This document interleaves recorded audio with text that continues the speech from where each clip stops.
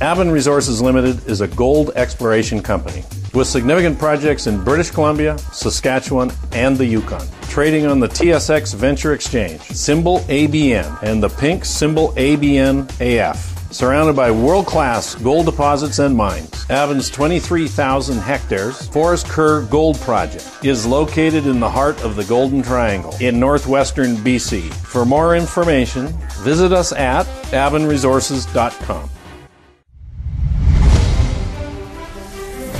Welcome to the Goddard Report. Comments made on the Goddard Report and TalkDigitalNetwork.com are an expression of opinion only. Here is Jim Goddard. My guest is Jordan Bateman, Communications Director for the Independent Contractors and Business Association. Welcome back to the show, Jordan. Thanks for having me, Jim. The NDP government is going to have its throne speech on Friday. What do you expect to see in it, and what would you like to see in it?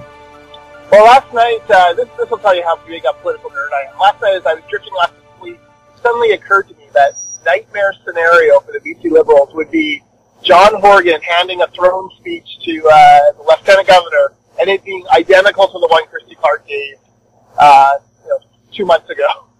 And there's a distinct possibility that could happen. I mean, Christy Clark's much maligned clone speech, as it was dubbed by Mike Smith, that could really come back to haunt the BC Liberals here, as it's going to be tough for them to explain why they oppose certain policies when 2 months ago they put their hands up in favor of it, kind of a Hail Mary pass to keep Clark in power.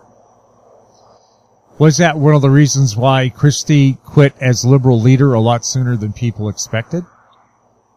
Well, I think it's certainly one of the, it's been an after effect.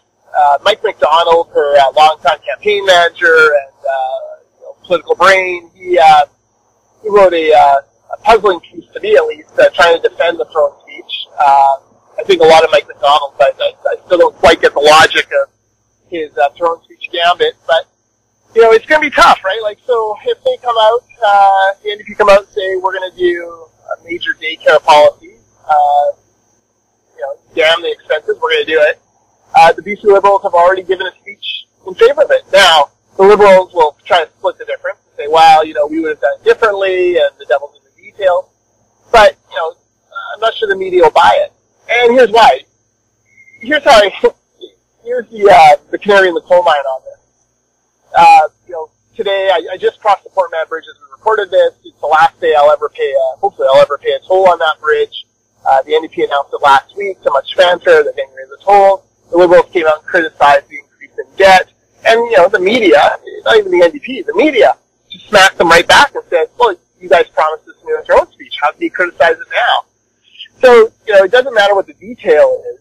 I think the Liberals are going to find themselves painted into a bit of a corner until they get a new leader who, hopefully can, come into leadership with some sort of different ideas and different thoughts as to what should happen next. Well, it's been calculated that the cancellation of the tolls on the Port Mann and Golden Ears Bridge will be the biggest tax cut given to British Columbians in 16 years. In other words, since the Liberals were elected. I don't know if I buy that math. So, yeah, the Liberals, remember that first day in power, they gave the 25% across the board tax cut. There was another tax cut of about 10% on personal income tax. And then, of course, the MSP cut would be, assuming the NDP stick to their promise and deliver on the Liberal MSP cut on January 1st, that would be a $1.2 billion a year cut. So, not sure it's the biggest, but it's certainly large enough that, for a family like mine, it's going to save us $1,800 a year. That's not chump change. The budget will be coming out September 11th. Do you have any anticipated feelings about that?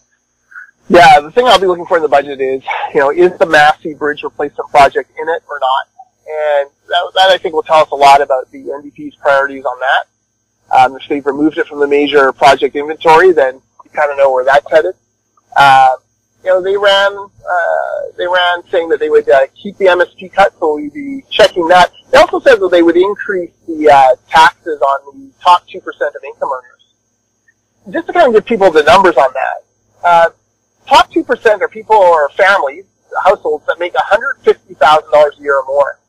So if you have two teachers who are married to one another, chances are they're above that $150,000 a year threshold. These are the kind of people that the NDP are going to go after for more taxes. I hardly think of two teachers as being, the elites of society that need to be paying more in taxes.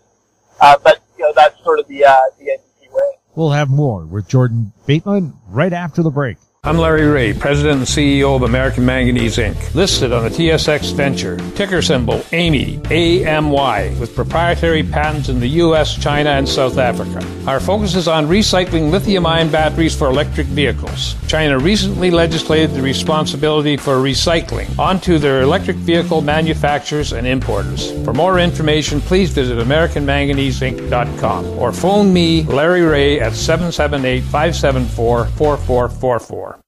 Arctic Star Exploration, operated by a team of proven mine finders, is focused on diamonds in Finland and the Northwest Territories of Canada. A work program is planned for our Finland property that contains diamond-bearing kimberlite. Arctic Star trades on the TSX Venture Exchange, symbol ADD, and the Frankfurt Exchange, symbol 82A1.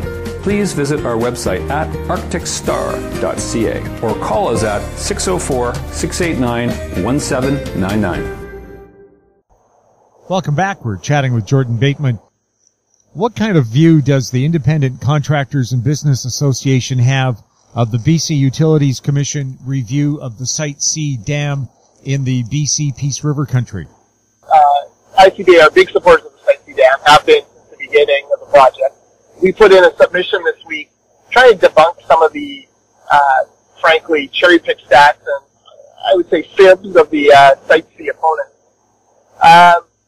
We support finishing this project.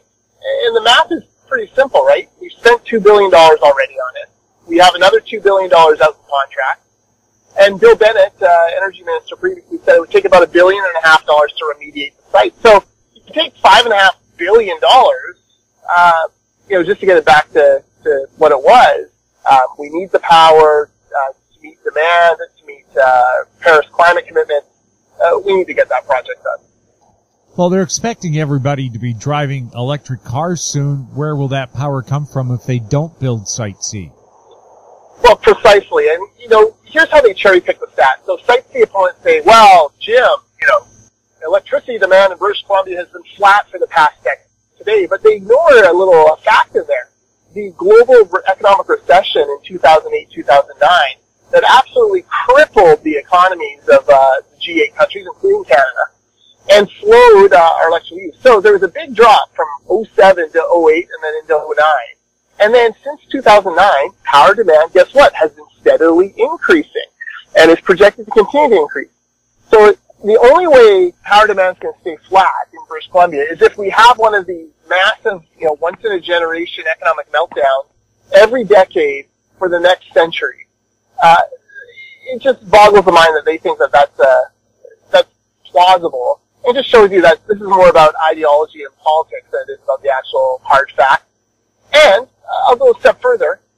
For the people out there who are concerned about climate change, many of the groups fighting Site C dam are ones that claim that climate change is, it's going to destroy the earth and, kill billions of people and, basically reset civilization. Yet, they're not willing to, build a hydroelectric dam that creates clean electricity that can get people off fossil fuels. It just boggles the mind that they, think this is the greatest threat facing mankind, but they're not willing to invest in projects that would actually help, stop the amount of greenhouse gases going into the atmosphere. So, if you're a climate skeptic out there, ask your climate change buddies why they oppose the Site C dam and why they're afraid to put their money where their mouth is when it comes to climate change. And as you rightly pointed out, it would cost billions to reverse this project. And what about the penalties you'd have to pay because of contracts that were already signed? Yeah, there's the penalties you'd have to pay. There's the fact that there's actual spin-off benefits to the community. Fort St. John gets a certain amount of money. That's being, tagged for things like a rec center and roads and those sorts of things.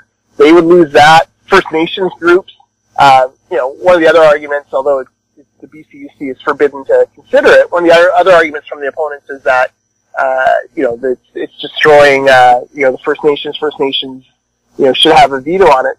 14 times First Nations have taken BC Hydro to court over Site C, and 14 times the court decided with BC Hydro on the consultation process. So, they're really kind of grasping at straws here, the Site C opponent, throwing all these Hail Marys all over the field, hoping that something lands. I'm a Green Bay Packer fan. I love a Hail Mary pass as much as the next guy, but let's not lie and fib and make things up in order to try to stop this project. We'll have more with Jordan Bateman right after this. I'm Brian Fowler, president of Blind Creek Resources Limited, listed on the TSX Venture Exchange, ticker symbol BCK. Blind Creek is focused in the Yukon, Northwest Territories, and British Columbia. The company's key property is the Blend Project, one of the largest undeveloped lead-zinc-silver deposits in Western Canada, plus plans to advance the recently acquired, fully permitted historic engineer gold mine in the Atlan District of Northwestern BC. Check us out at blindcreekresources.com. In Goddard we trust. Welcome back. We're speaking with Jordan Bateman. Jordan, the Trans Mountain Pipeline back in court again after receiving federal government approval and so on. What's the feeling of your association on that? Well, we want to see this thing get built. When you're talking about thousands of construction jobs, billions of dollars to the economy, and you're talking about a project that did all the right things. Tens of thousands of points of contact with First Nations, agreements with every First Nation group along its line. These guys really went above and beyond. They managed to convince Justin Trudeau to support them. Got him to flip-flop once he saw the facts of what they had done. 200 conditions, years of work. If this project gets stopped or defeated, it's a terrible message to send to the investment community because it just means that Canada's permits aren't worth the paper they're written on. So the BC government has applied to be interveners. The judge very begrudgingly allowed them to become interveners in a case that's it's actually, I think, like a dozen cases put together into sort of one big, it's not a class action, but it's one big look at the overall project. But it was a pretty scathing acceptance by the judge who criticized David Eby, the Attorney General, for taking so long to get this submission in, making it clear to the Attorney General that you can't just walk in there and start talking about issues that aren't within the scope of the trial itself. Vaughn Palmer had a great column in the Vancouver Sun this morning, making it clear that the NDP has to be very careful how they tread here because this judge does not seem to be that interested in hearing what they have to say. Finance Minister Bill Morneau, it looks like by changes in federal Liberal policy, he's declaring war on small business. What kind of changes are those, and how concerned are you about them? Yeah, we're very concerned. We're actually just starting to conduct an analysis with some of our independent contractors as to what exactly is happening there. So we're looking at it very closely. Here's the thing that bothers me about this. You have a bunch of people, bureaucrats in Ottawa, professional politicians, no one who's actually run a small business or signed the front of a check, just people who signed the back of a check, cashing paychecks from taxpayers, telling small business owners, what the challenges are they're facing. Seems like very little consultation with actual small business owners.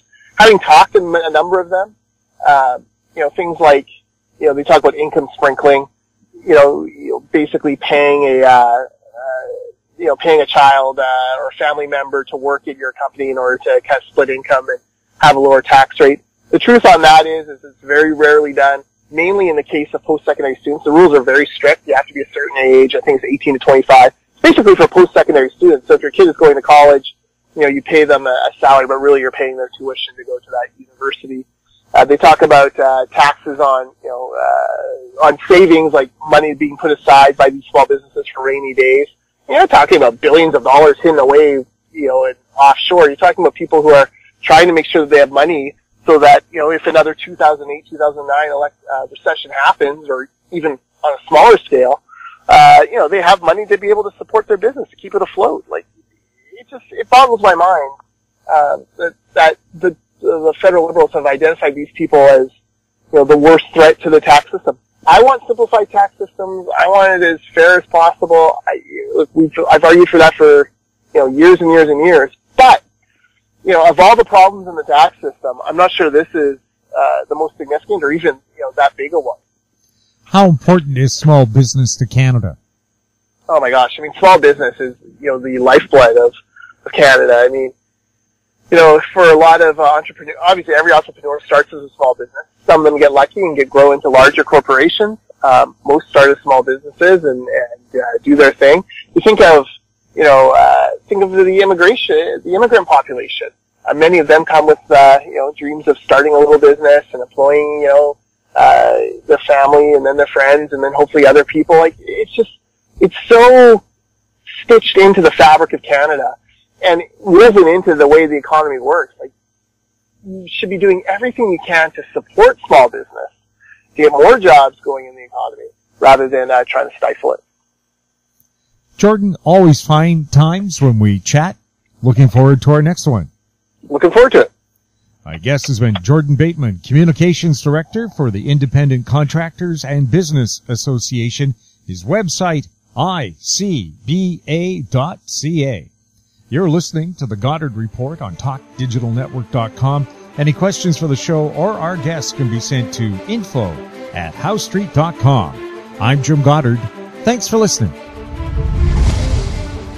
Comments made on the Goddard Report and TalkDigitalNetwork.com are an expression of opinion only. The Goddard Report is available online and mobile at TalkDigitalNetwork.com.